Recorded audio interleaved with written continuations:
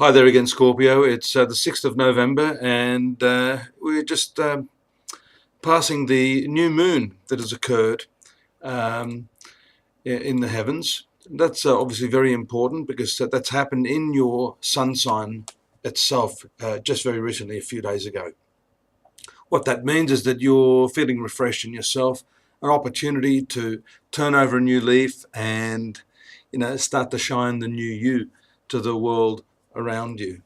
And this is very important because, the moon is one of your more important and specifically a karmic planet, which indicates more of a deeper understanding of where you're at, an ability to perhaps modify those behaviors that have been holding you back, particularly emotionally. The sign of Scorpio is very, very intense, and often the feelings can get the better of you. So here's your chance to really change that. And that's important too because we've still got that planet Saturn along with Mercury and the Sun now moving through your star sign. Saturn's a lot slower in its movement, but certainly the retrograde Mercury and also the Sun now empower your sun sign. This is called the solar return. So a lot of Scorpions will be feeling some renewed energy anyhow, but that new moon is going to accentuate that particular fact.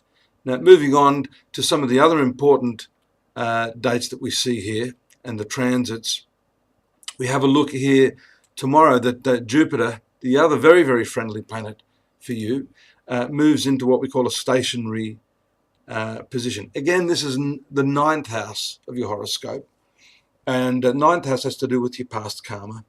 So you're really trying to collect a lot of information from what has gone before and to try to put it into a cohesive whole. And, we try to move away from the past, but I always say that the past is like the tail of a comet. It follows you wherever you go. So as long as you can understand that, you need not dwell on it too much. It's actually quite a good combination of planets. Now, those three planets that I just mentioned in Scorpio are in a very nice trine aspect.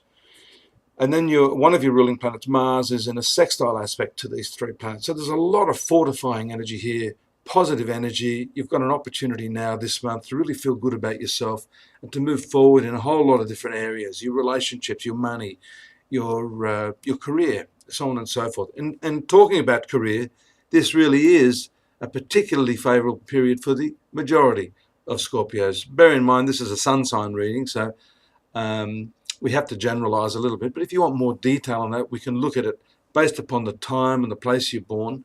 And that, of course, requires a more personalized reading. You see, we have really constructive aspects between Mars and Saturn on the 9th. This is very, very good for profitability. Sometimes the profits may not be increasing to the extent that you want under these transits, but at least you'll solidify and stabilize the income and the profits that you've got right now from any sort of business that you're in. On the 10th, the trine from Mercury to Neptune. This is a lovely creative aspect. If you've been a little bit bogged down with work and other responsibilities, period around the 10th is pretty good for, setting aside some time to, get back into your music or your knitting or your cooking or whatever it is that tickles your fancy creatively. Now, Mercury, which has been going in a retrograde movement, and if you're a Scorpio, which you are, like me, I've been having terrible trouble with my technology. So that's maybe to some extent accounted for this retrograde Mercury. It goes stationary, which means that on the 11th, it's ready to move forward. And then within a week or so, you should start to see some of those little niggles that have been holding things back move back into a better state of affairs. On the 13th, again, that triangular aspect that I said between the Sun and Jupiter, that's perfected on the 13th. That's indicative of growth. It's also very, very spiritual for you as these two planets, Jupiter ruling your 9th house, Sun ruling your 5th house, future and past karma planets coming together to integrate you and give you an understanding right here in the now as to how to bring those two components of your life and your path together. So that's excellent in terms of your inner understanding and awareness. There's some other transits here that I think are worthwhile noting. Excellent for travels this month, for socializing after the 15th. A lot of friendship and love around due to the Venus-Sun connection. Venus and Pluto is a little bit intense around the 16th, so you might be hitting the social scene a little bit hard around that time of the month, Scorpio.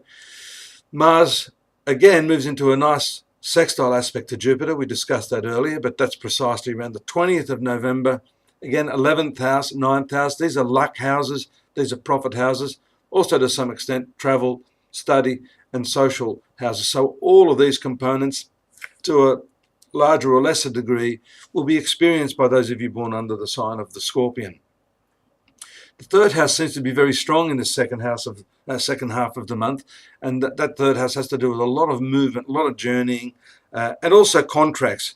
Don't rush into that, especially right now while that Mercury is still in retrogression. There'll be aspects of that agreement or contract that are not to your liking, so you should trust your intuition if you feel a little bit uncomfortable with it.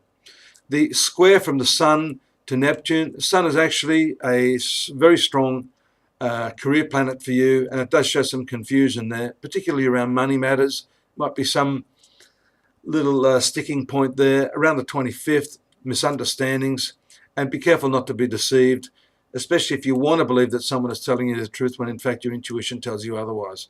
And you know, Scorpio is the sign of intuition. Jupiter and Mercury, great for advertising, marketing, and if you're writing, such as myself, around the 28th, leading up to that. This is a great triangular aspect to give you the full picture on your writings, communications, and studies, etc. Month finishes up with a difficult aspect between Venus and Jupiter from your 3rd to the 9th house. There may be some troubles with your siblings or neighbours at that time, so try to extend yourself before that. I call it the preemptive love strike. Try to make contact with those people that you sort of foresee are going to be a bit of a problem. Then you can at least short circuit any major sort of problems that are happening at that time. I hope we're going to see you here again next month. Meanwhile, join me at astrology.com.au. We have the monthly details for you in more depth, daily readings, and of course our free readings and our psychics, including myself if you want a more personal reading. Bye-bye.